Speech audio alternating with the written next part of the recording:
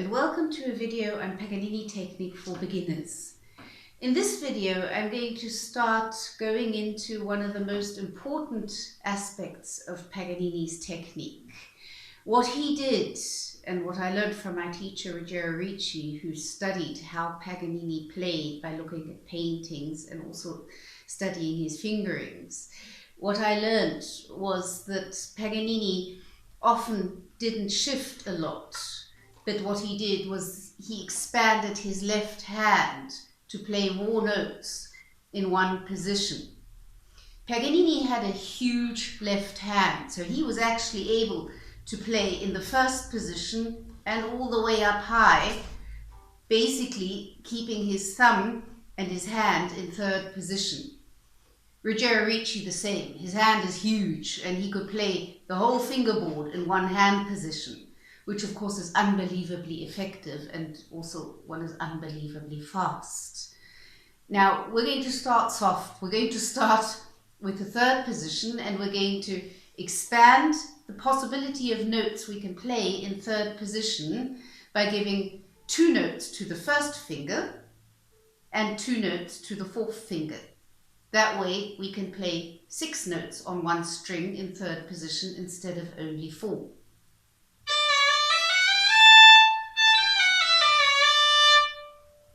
You see, I gave my first finger, I'm in third position, I'm playing on the A string, and normally the first finger gets to play the D. And I gave my first finger the D and the C sharp.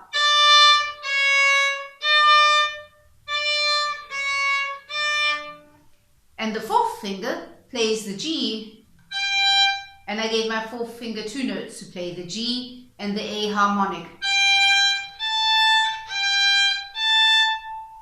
My hand stays in third position.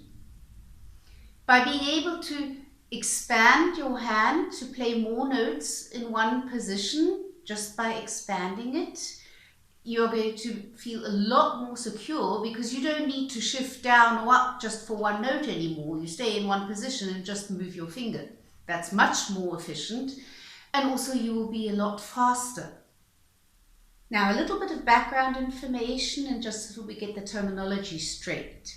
A shift means that you're changing position. That means your hand and your arm changes position, which means your thumb and your hand moves. So, for example, if I'm shifting from first position to third position, all of my hand and arm moves. It all goes up. The thumb comes along as well. So that's technically a shift. That's quite an undertaking on the violin because we have to hit our notes so perfectly and exactly that it's quite difficult to move so much mass, the arm and the hand, and hit everything correctly. That's why shifts are so difficult. By avoiding shifts and staying in one position and just stretching the finger down or up, seriously, violin playing gets a lot easier. You might need a little bit of time to get familiar with this technique, and I will be teaching it because that's the point of these series, to teach Paganini's technique to beginners and intermediate players. You will soon get used to it because it's a lot easier to just move a finger than it is to move everything. So basically your left hand will be centered around second and third finger, and first and fourth finger can expand. We're going to start with expanding the fourth finger. That means you stretch the fourth finger up 1 note to the harmonic. We're going to start third position A string, first finger, second finger, third finger, fourth finger expanded. That's the A harmonic. So basically what you do is you just stretch your fourth finger. Your hand and your thumb stay exactly where they are. It's just a matter of stretching the fourth finger.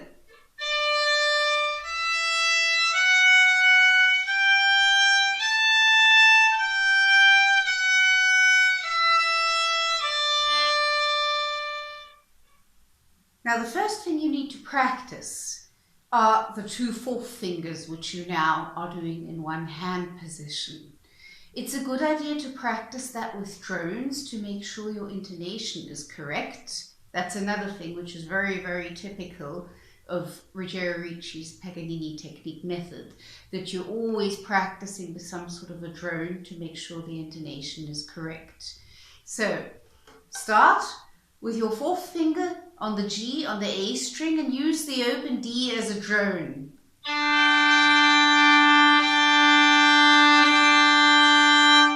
And then you just stretch your 4th finger for the A harmonic. And back to its original place on the G.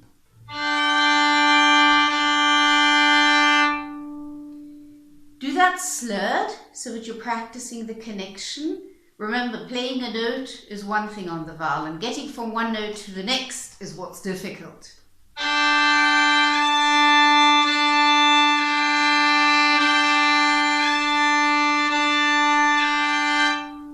I'm just changing the angle of my hand and stretching my 4th finger. My thumb and the rest of my hand stays exactly where it is. We're not shifting. A shift would require a movement of the entire hand and thumb. That's not what we want. Thumb and hand stays where it is. The angle changes and the 4th finger stretches.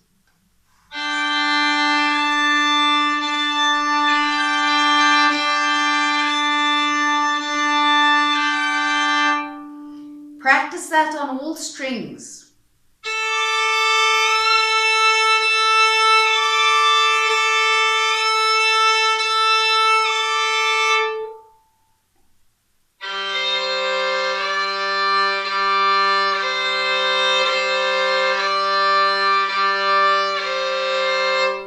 When you practice it on the G string, you have to do it without a drone because we don't have another string down there, so you'll have to listen very carefully if you're in tune.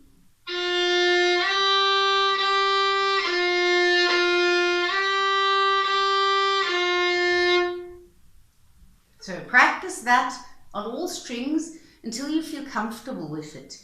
It's not difficult, it doesn't feel uncomfortable, but if you've never done this, it might be a little bit difficult because you need time to get used to. So that's why practice this until you feel comfortable with it. The next step is to integrate this new movement that you've taught your hand into a part of a scale in 3rd position. Start slowly with an open string drone to make sure it's in tune. You start with 1st finger D, 2nd finger E, 3rd finger F sharp, 4th finger G, extended 4th finger A harmonic.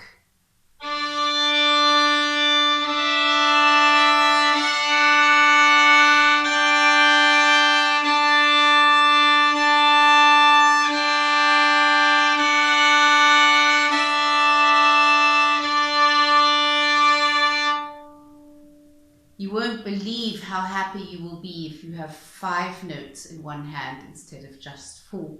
Practice this in a slow tempo with open string drone on all strings.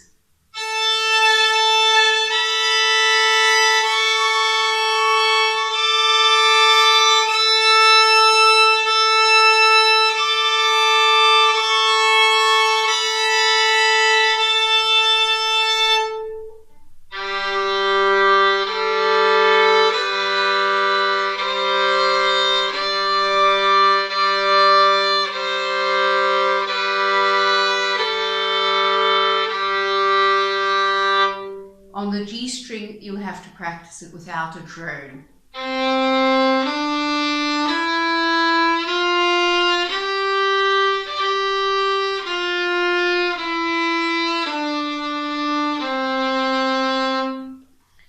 When you've got used to that, in the beginning you might have to remind yourself not to shift up for the extended 4th finger, but to just change the angle and don't move your hand or thumb. The angle is allowed to change, but your arm position stays the same, your thumb position stays the same, and your hand stays in the same position.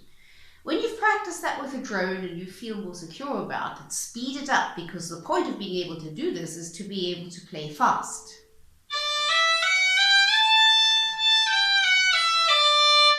Also practice that on all strings.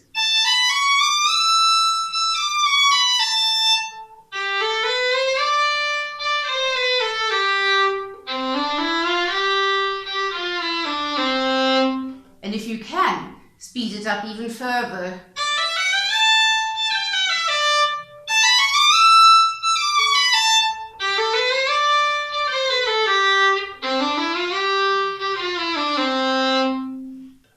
If you practice that and you play an etude or a piece where you're in third position and you have one note which is a position higher, for instance, that often happens if you're playing something and then you have this E to play, which is one note above third position. Or if you have this A to play, but you don't want to play it on the E string, you want to stay on the A string, then you will no longer need to think of complicated fingerings and where do I do the shift and how do I get into fourth position and back down again quick enough. You'll just be able to extend your fourth finger and expand your hand, and that's so much more secure because you don't have a shift anymore. You're just moving one finger. In the next video, I'll go into how to expand the hand for the first finger, so that your first finger has two notes as well to play. So let me know in the comments how you get on with this. Also, if you have any questions, and see you next time.